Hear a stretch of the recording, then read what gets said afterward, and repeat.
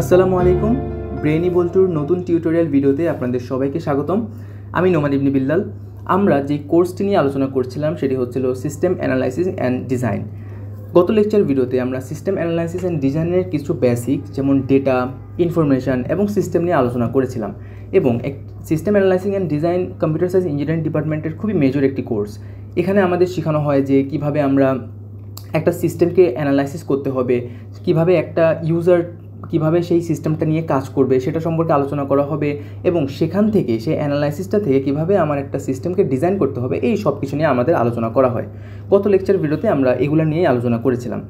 আজকের লেকচার ভিডিওতে আমরা একটু দেখার চেষ্টা করব যে আমাদের সিস্টেমটা মূলত কত ধরনের হয়, কত টাইপসের হয়ে থাকে, এবং সিস্টেমটা কীভাবে কাজ করে সেটা নিয়ে আমরা একটু আলোচনা করার চেষ্টা করব। তো আসুন শুরু করি।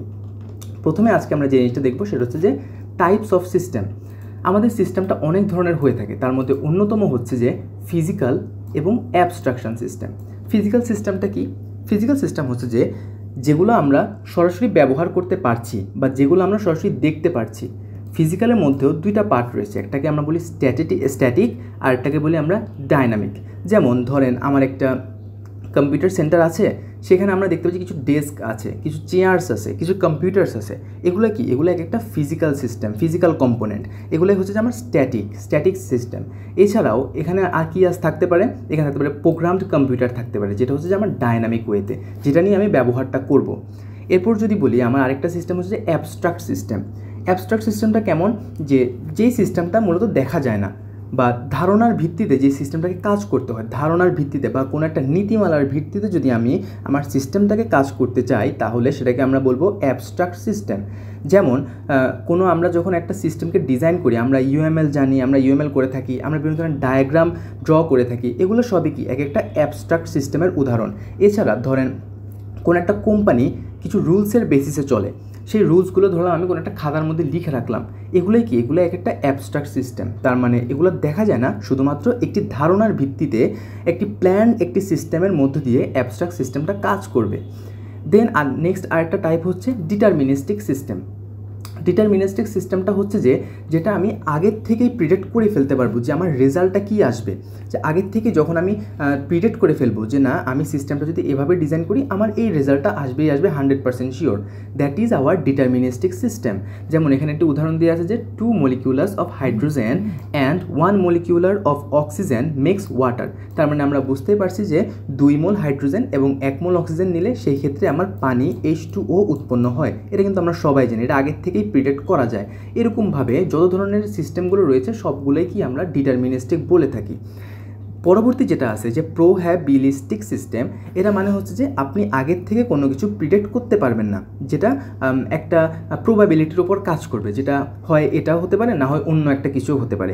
ধরলাম একজন ব্যাটসম্যান একটা বলকে উপরের দিকে মারলো, এখন হয় এটা ক্যাচও উঠতে পারে অথবা ছয়ও হতে পারে। আমরা কিন্তু বলতে পারছি না যতক্ষণ পর্যন্ত না আমরা সেটার ফাইনাল রেজাল্ট পাচ্ছি। এরকম যে সিস্টেমটা রয়েছে সেটাকে আমরা বলবো কি? প্রোহ্যাবিলিস্টিক সিস্টেম। এখানে উদাহরণ দেওয়া আছে যে ওয়েদার ফোরকাস্টিং, মেইল ডেলিভারি, যে আমার ওয়েদারটা আজকে কি গরম থাকবে নাকি ঠান্ডা থাকবে, আজকে বৃষ্টি হবে নাকি হবে না, এগুলো কি আমরা কিন্তু কেউ শিওর বলতে পারছি না। সো এটাকে আমরা বলবো প্রোহ্যাবিলিস্টিক সিস্টেম। এখন পরবর্তী আরেকটা সিস্টেম হচ্ছে যে ওপেন সিস্টেম এবং ক্লোজড সিস্টেম। ওপেন সিস্টেম হচ্ছে যে যখন আমার এক্সটার্নাল ইনভায়রনমেন্টের সাথে যখন আমার নিয়মিত তথ্য বা রিসোর্সের আদান প্রদান হবে, সেটাকে আমরা বলবো ওপেন সিস্টেম।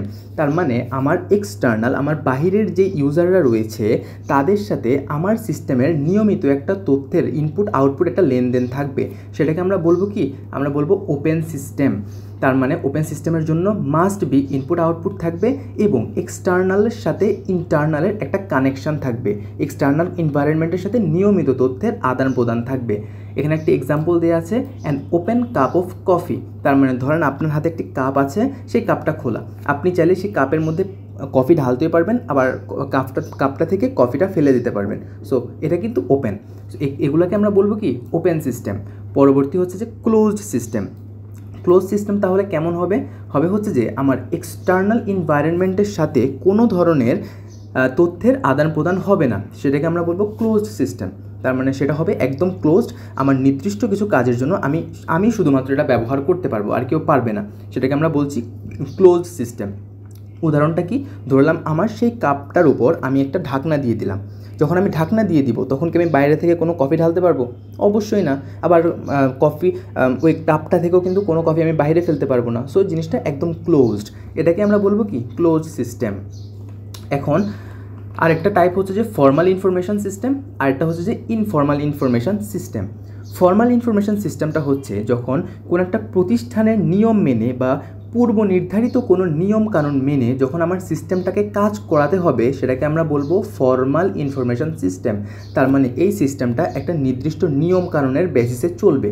আমার ধরলাম আমি একটা কোম্পানির জন্য যখন আমি একটা সিস্টেম বানাবো, সেই কোম্পানি কোন কোন রুলসের মানে কোন কোন রুলস তারা মেনে চলবে, কোন কোন রুলস তাদের সিস্টেমের মধ্যে থাকবে, এটা কিন্তু প্রতিষ্ঠানই জানে। সো সেই রুলসগুলোকে মেনটেন করেই কিন্তু আমার সিস্টেমটাকে ড্র করতে হবে। এগুলোকেই আমরা বলবো কি ফর্মাল ইনফরমেশন সিস্টেম। এখানে দেয়া আছে system is based on organisation representation by অর্গানাইজেশনের চার্ট। তার মানে অর্গানাইজেশনের আন্ডারেই তাদের নিয়ম মেনেই আমাকে এটা ড্র করতে হবে। The chart is a map of positions and their authority relationships indicated by box and connected by straight lines. একই কথা বলা আছে এখানে। দেন পরেরটা কি ইনফর্মাল ইনফরমেশন সিস্টেম। তার মানে আমরা বুঝতেই পারছি এটার ক্ষেত্রে আমার কোনো নিয়ম কানুন থাকবে না। এটা হবে কি, এটা হবে একদম পার্সোনাল ইউজের ক্ষেত্রে যখন আমরা নিজেদের কোনো কাজের জন্য এটাকে ব্যবহার করব সেটাকে আমরা বলবো ইনফর্মাল ইনফরমেশন সিস্টেম। এই ক্ষেত্রে আমাদের প্রবলেম সলভ করার জিনিসটা খুবই দ্রুত হবে। তার মানে আমার ওই তথ্যটা অনেক তাড়াতাড়ি আমি পাস করতে পারবো। এই ক্ষেত্রে যেহেতু এখানে কোনো নিয়ম কানুনের বালাই নেই, এক্ষেত্রে আমার সিস্টেমটা হবে খুবই বেশি ফাস্ট।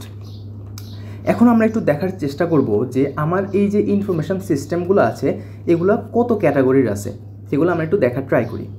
প্রথমে আমরা যেটা দেখব সেটা হচ্ছে যে বিজনেস ডেটা প্রসেসিং বিডিপি, দেন আছে এমআইএস ম্যানেজমেন্ট ইনফরমেশন সিস্টেম, দেন আছে হচ্ছে যে ডিএসএস বা decision support system.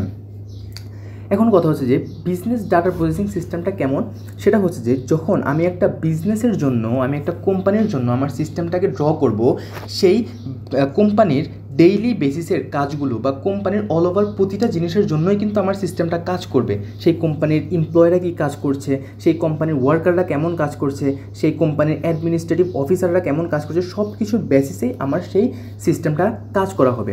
That means এই ক্ষেত্রে আমার ডিল করবে কিসের সাথে, অপারেশনাল ইনফরমেশনের সাথে। আমরা গত লেকচার ভিডিওতে পড়ে আসছিলাম ইনফরমেশনের অনেকগুলো টাইপস আছে, কি কি স্ট্র্যাটেজিক ছিল, ট্যাকটিক্যাল ছিল, অপারেশনাল ছিল, আর একটা স্ট্যাটুটরি ছিল। তার মানে বিডিপিতে কোনটা ব্যবহৃত হবে, বিডিপিতে ব্যবহৃত হবে অপারেশনাল ইনফরমেশান, যেটা ছিল কি যে অপারেশনাল ছিল হচ্ছে যে যারা ডেইলি বেসিসে কাজ করে, একদম ডেইলি বেসিসে প্রতিদিনের ইনপুটটা আমার প্রতিদিনই লাগবে, প্রতিদিন সেই ইনফরমেশানটা কন্টিনিউয়াসলি আপডেটেড থাকবে, সেটাই তো অপারেশনাল ইনফরমেশান। সো এক্ষেত্রে যেহেতু আমার একটা বিজনেসের ক্ষেত্রে আমার প্রতিদিনের আপডেটটা প্রতিদিন দরকার হয়, সবার ইনফরমেশানের দরকার হয়, সেক্ষেত্রে আমরা এখানে ব্যবহার করব অপারেশনাল ইনফরমেশান। দেন পরেরটা হচ্ছে যে ম্যানেজমেন্ট ইনফরমেশন সিস্টেম। তার মানে একটা কোম্পানি কিভাবে ম্যানেজ করতে হবে, একটা কোম্পানির প্রফিট কিভাবে আসবে, একটা শর্ট টার্মে সেই ম্যানেজমেন্টটা কিভাবে করতে হবে, সেটা এই ক্ষেত্রে এমআইএসে ব্যবহার করা হয়। সো যেহেতু এখানে শর্ট টার্মে আমরা ব্যবহার করে থাকি, শর্ট টার্মে আমি একটা ডিসিশন থেকে অন্য ডিসিশনে শিফট করতে পারবো, একটা ম্যানেজমেন্ট টিম তো সেভাবেই কাজ করে। তো সেই ক্ষেত্রে আমরা ব্যবহার করব ট্যাকটিক্যাল ইনফরমেশান, যেটা ছিল কি শর্ট রেঞ্জের ক্ষেত্রে যখন আমার ইনফরমেশানটা ব্যবহার করা হয় সেটাকে আমরা বলি ট্যাকটিক্যাল ইনফরমেশান। দেন সবার লাস্টে ছিল ডিসিশন সাপোর্ট সিস্টেম। তার মানে আমার একটা কোম্পানির বড় কোনো ডিসিশনকে আমার নিতে হলে কি বা বড় কোনো ডিসিশন নিতে হলে সেখানে কিন্তু আমার অনেক কিছু ভ্যারি করে। তো সেক্ষেত্রে আমার এখানে ডিল করবে কিসের সাথে, স্ট্র্যাটেজিক ইনফরমেশনের সাথে, যেটা ছিল লং টার্মের জন্য যখন আমাদের কোনো ইনফরমেশনকে ব্যবহার করতাম সেটা ছিল স্ট্র্যাটেজিক ইনফরমেশন। তার মানে আমরা বুঝতেই পারছি তিনটার ক্ষেত্রে আমরা তিন ধরনের ইনফরমেশন ব্যবহার করছি। বিডিবির ক্ষেত্রে অপারেশনাল, এমআইএসের ক্ষেত্রে ট্যাকটিক্যাল এবং ডিসিশন সাপোর্ট সিস্টেমের ক্ষেত্রে স্ট্র্যাটেজিক ইনফরমেশন আমরা ব্যবহার করছি। এখন যদি আমরা একটা হায়ারার্কির মাধ্যমে জিনিসটা দেখার চেষ্টা করি, আমরা গত লেকচার ভিডিওতে যে হায়ারার্কিটা দেখেছি এখানে কিন্তু হুবহু একই রকম হায়ারার্কি, কোনো পার্থক্য নেই। আমাদের গত লেকচার ভিডিওর হায়ারার্কির মধ্যে একদম টপে কে ছিল, টপে ছিল অপারেশনাল। এখানেও দেখেন আমার অপারেশনটা কোনটার মধ্যে আছে, হচ্ছে বিডিপির মধ্যে। আমার অপারেশনটা কিসের মধ্যে আছে, বিডিপির মধ্যে আছে।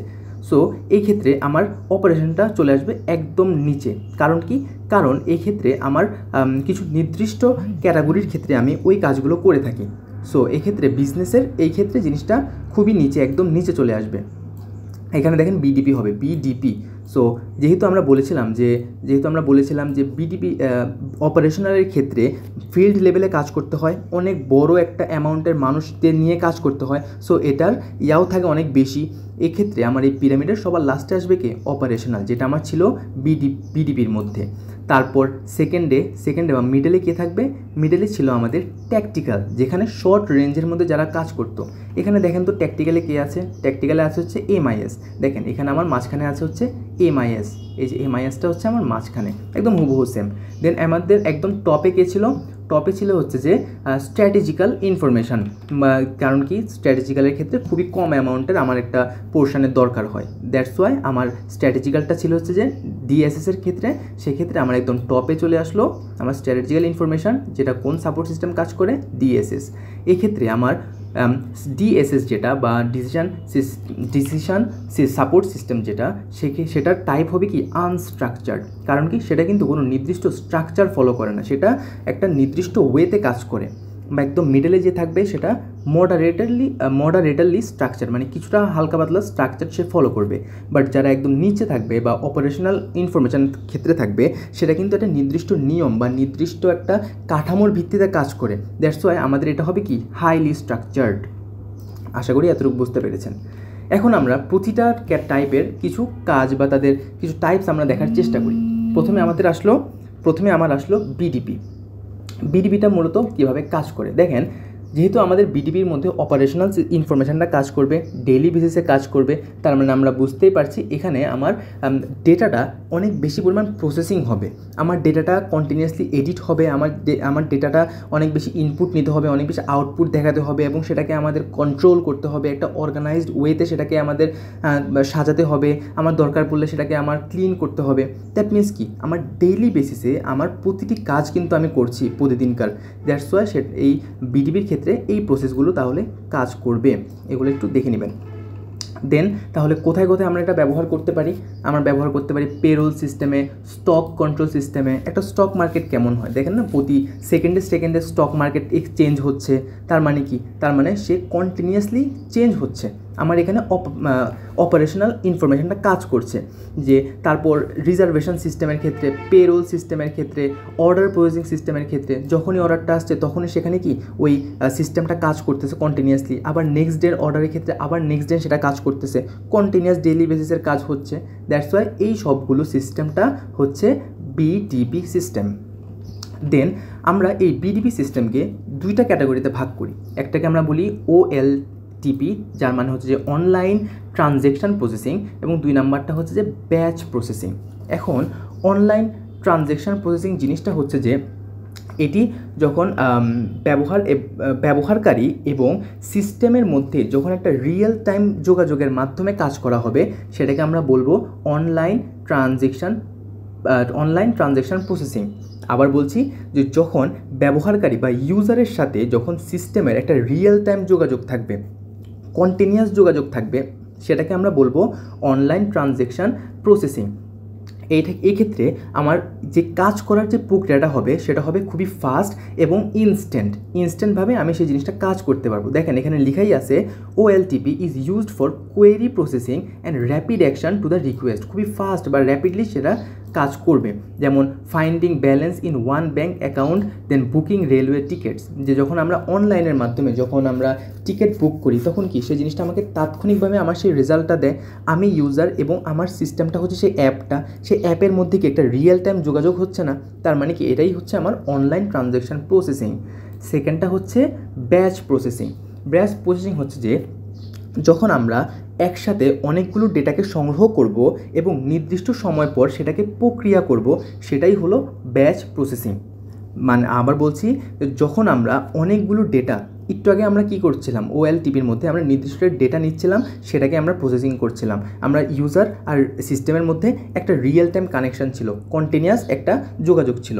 বাট এই ক্ষেত্রে ব্যাচ প্রসেসিংয়ের ক্ষেত্রে আমরা ডেটাটা একবার সবগুলো ডেটা একসাথে নিব, নেওয়ার পর একটি নির্দিষ্ট সময় পর সেই ডেটাটাকে আমরা ব্যবহার করব, প্রক্রিয়া করব, প্রসেসিং করব, সেটাই হলো আমার ব্যাচ প্রসেসিং। তা এটা ব্যবহার করা হয় কখন? যখন আমার বড় কোনো ডেটা আমার নিয়ে কাজ করতে হয়, তখন আমরা এই প্রসেসটা ব্যবহার করি, ব্যাচ প্রসেসিং। এখানে কিছু এক্সাম্পল দেওয়া আছে যে processing university exam result at the end of the each semester. তার মানে আমরা বুঝতেই পারছি যে যখন একটা সেমিস্টার রেজাল্ট দেয় তখন কি হয়, যে সবার রেজাল্টগুলো, সবার ডেটাগুলো কি একসাথে কিন্তু তারা রিজার্ভ করে রাখে না, এবং একটি নির্দিষ্ট ডেটে সবার রেজাল্টটা একসাথে পাবলিশ করে না। তার মানে হচ্ছে একসাথে ডেটাগুলো নিল, সেগুলোকে প্রসেসিং করলো এবং একটি নির্দিষ্ট সময় পর সেই ডেটাটাকে পাস করে দিল, সেটাই হলো আমার ব্যাচ প্রসেসিং। সো এই দুইটা জিনিস, একটা হলো ওএলটিপি আর একটা হচ্ছে ব্যাচ প্রসেসিং। এটাই হলো বিজনেস ডাটা প্রসেসিংয়ের দুইটা টাইপ। এখন আমরা দেখব ম্যানেজমেন্ট ইনফরমেশান সিস্টেমটা। ম্যানেজমেন্ট ইনফরমেশান সিস্টেম হচ্ছে যখন আমার নির্দিষ্ট কিছু টুলস নিয়ে, যেগুলো হচ্ছে যে রিসার্চ রিলেটেড কিছু টুলস বা ধরেন গিয়ে রিসোর্স রিলেটেড কিছু টুলস, যে টুলসগুলোর মধ্যে ম্যানেজমেন্ট রিলেটেড কোনো কাজ থাকে, সেগুলাই আমরা এমআইএসের মধ্যে রেখে থাকি, যেখানে আমার একটা আউটপুট আমাকে সে দেখাবে। যে analyse output of routine data processing using statistical or operational research tools, observe periodical demand by statistical analysing and use for tactical decisions. এখানে যেহেতু আমার একটা শর্ট রেঞ্জের মধ্যে আমার ডাটাটা রিজার্ভ থাকে এবং আমি চাইলে 1 মাস বা 2 মাস পর সেটাকে আমি চেঞ্জ করে ফেলতে পারি for some reason, that's why এটা হবে ট্যাকটিক্যাল ডিসিশনের মধ্যে পড়বে। এখানে তাহলে আমার এক্সাম্পল কেমন আসবে? Management related, resource management related যত ধরনের আমার সিস্টেম থাকবে সবগুলো এই ক্যাটাগরিতে আসবে। Human resource management system, payroll management system, enrol management system, order management system, library management system, যত রকমের ম্যানেজমেন্ট রিলেটেড জিনিসপাতি থাকবে সব এই ক্যাটাগরিতে পড়বে। এখন আমাদের last but not the least, decision support system.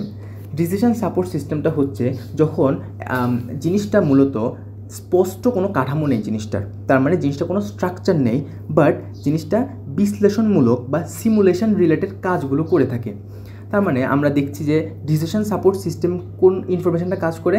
Strategical ইনফরমেশনটা এক্ষেত্রে কাজ করে। তার মানে এখানে কোনো স্পষ্ট কোনো কাঠামো থাকবে না, এটা একটা লং টার্মের ক্ষেত্রে ব্যবহার করা হয় এবং লং টার্মে চাইলে সেটাকে পরিবর্তন করা যেতে পারে। অ্যান্ড এটা কাজ করবে বিশ্লেষণমূলক বা সিমুলেশন রিলেটেড যে মডেলগুলো আছে সেগুলোতে এই ডিসিশন মেকিং সিস্টেমটা কাজ করে। এছাড়া যেখানে আমার graph related, graph representation related জিনিসগুলো থাকবে বা অ্যানিমেশনের সাথে জিনিসটার কোনো কানেকশান থাকবে, সেক্ষেত্রে আমি এই সিস্টেমটা কাজ করব। এখানে এই ডিসিশন সাপোর্ট সিস্টেমের ক্ষেত্রে পূর্বের কোনো ডেটা থাকলে সেই পূর্বের ডেটাকে ব্যবহার করে নতুনভাবে সেটা নিয়ে কাজ করা হয়। এছাড়াও এখানে আর্টিফিশিয়াল ইন্টেলিজেন্স যে টুলগুলো রয়েছে সেগুলো নিয়েও এখানে কাজ করা হয়। এখানে একটি ডিএসএসের কিছু সিস্টেমগুলো দেওয়া আছে, যে communication driven DSS, data driven DSS, document driven DSS, knowledge driven DSS and model driven DSS.